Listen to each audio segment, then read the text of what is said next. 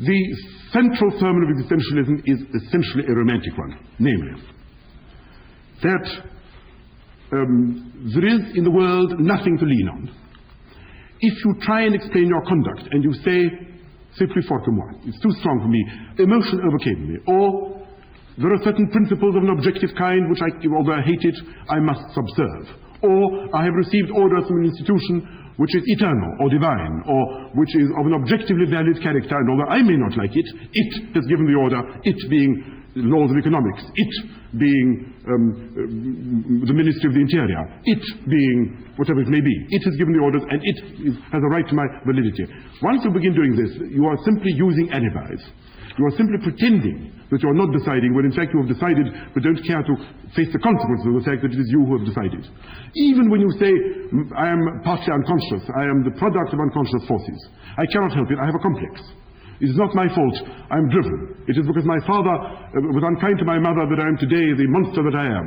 This is, broadly speaking, and I think he's probably right about this, is broadly speaking an attempt to curry favor or to obtain sympathy by transferring the weight of responsibility for your acts, in which you are entirely free, to something objective. It doesn't matter whether it is a political organization or a psychological doctrine.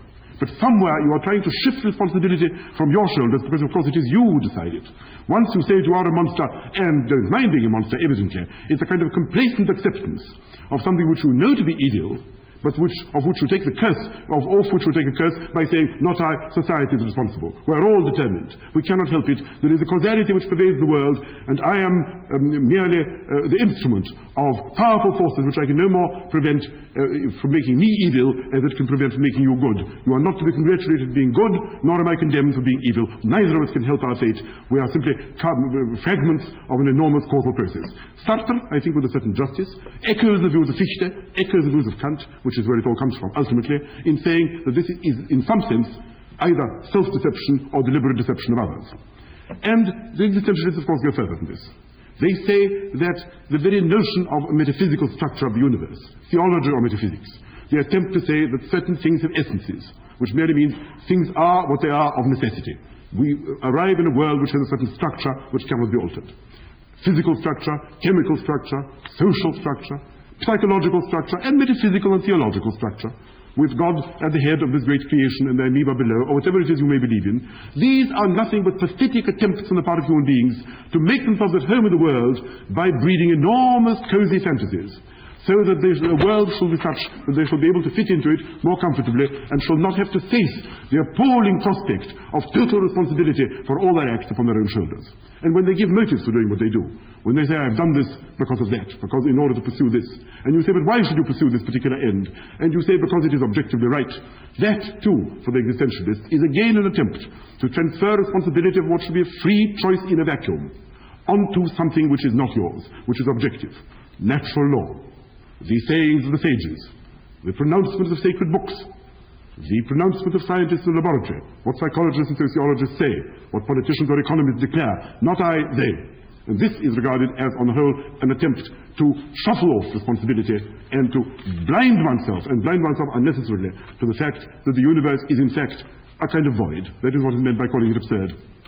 A kind of void in which you and you alone exist, and you make whatever there is to make, and you are responsible for making what you make, and you cannot plead extenuation.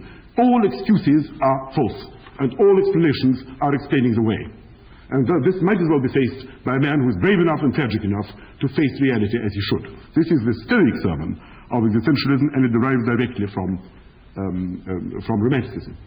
Some Romantics, of course, went too far, by which I mean this. Let me give you the extraordinary example of Stirner, which I think will may perhaps lead us to see what it is in the end that is valuable in Romanticism, even for us now. Stirner was a German Hegelian schoolmaster who argued quite correctly as follows. The Romantics are quite right in supposing that when we think that institutions are eternal, this is a mistake. Institutions are created freely by human beings for the benefit of other human beings and in time become worn out.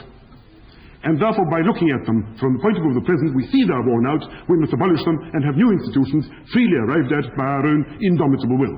This is not merely true of political institutions, economic institutions, or other public institutions. It's equally true of doctrines. Doctrines can also be a most terrible weight upon us, fearful chains and tyrannies which yoke us down to all kinds of views which the present or our own wills no longer desiderate. But if it is true, and therefore theories too must be blown up, any kind of general theory, say Hegel, say Marx, is itself a ghastly form of despotism, which claims to have some kind of objective validity beyond the choice of individual men. This cannot be right, for it confines us and cribs us and limits our free activity. But if this is true about doctrines, it will be equally true of all general propositions. But if it is true of all general propositions, then, and this is the last step of all, which some romantics certainly took, it's true of all words. Because all words are general. They all classify. If I use the word yellow, I want to mean by it what I meant by it yesterday and what you will mean by it tomorrow. And this, of course, is a terrible yoke. This is a fearful despotism. Why should the word yellow mean the same thing now and tomorrow? Why can't I alter it? Why should twice two always make four? Why should words be uniform? Why can't I make up my own universe each time as I begin? But of course, if I do that, then if there is no systematic symbolism, I can't think. And if I can't think, I go mad. And, to do him justice, Stirner did duly go mad. And ended his life very honorably and very consistently in a lunatic asylum, as a perfectly peaceful, harmless lunatic somewhere in the middle 60s. But something of the sort was also boiling in the mind of Nietzsche, who was a far superior thinker, but who in certain respects resembles Stirner. And from this, I think, a moral may be drawn, namely, that so long as we live in society, we communicate. Those with whom if we did not communicate, we should hardly be men. Among the definitions of what we mean by human being is someone who understands at any rate a portion of what we say to him. To this degree, then, there must be some degree of common values, common language, common communication, and some degree of common values. Otherwise, there will be no intelligibility between human beings. But a human being who cannot understand what any other human being says is scarcely a human being. He is on the whole pronounced abnormal. To the extent to which there is normality, and there is communication, there are common values. To the extent to which there are common values, it is impossible to say everything must be created by me. If I find something given, smash it. If I find something structured, destroy it, in order to give free play to my unbridled imagination. And to this extent, romanticism, if it's driven to its logical conclusion, does certainly end in some kind of lunacy.